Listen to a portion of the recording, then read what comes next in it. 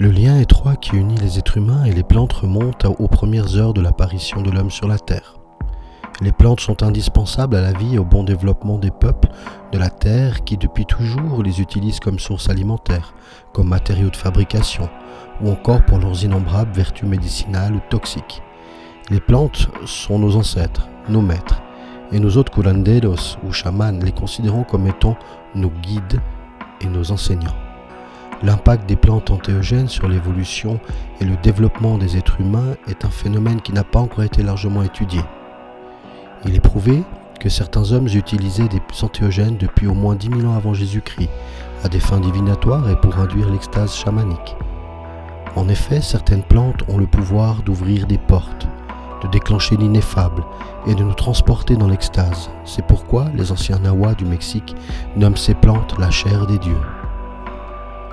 En 1850 fut découvert sur un des versants du volcan Popocatépetl au Mexique une statue du XVIe siècle représentant le dieu aztèque Xochipilli. Dans la tradition maya aztèque, Xochipilli est le dieu de la végétation, des fleurs et des récoltes, mais aussi celui de l'amour, de la beauté et de la musique, ainsi que de la danse. En ancien nahuatl, Xochipilli signifie « prince des fleurs ». Cette statue se trouve aujourd'hui au Musée national d'anthropologie du Mexique. Elle possède plusieurs particularités.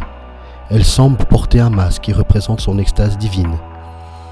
Tout son corps est recouvert de représentations de plantes, mais pas n'importe quelle plante, des plantes entéogènes, largement utilisées dans le contexte sacré aztèque.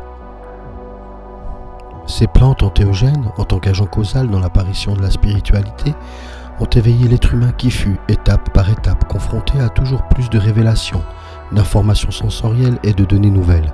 Son comportement et ses croyances se sont ainsi transformés, dus aux états d'autoréflexion ainsi produits.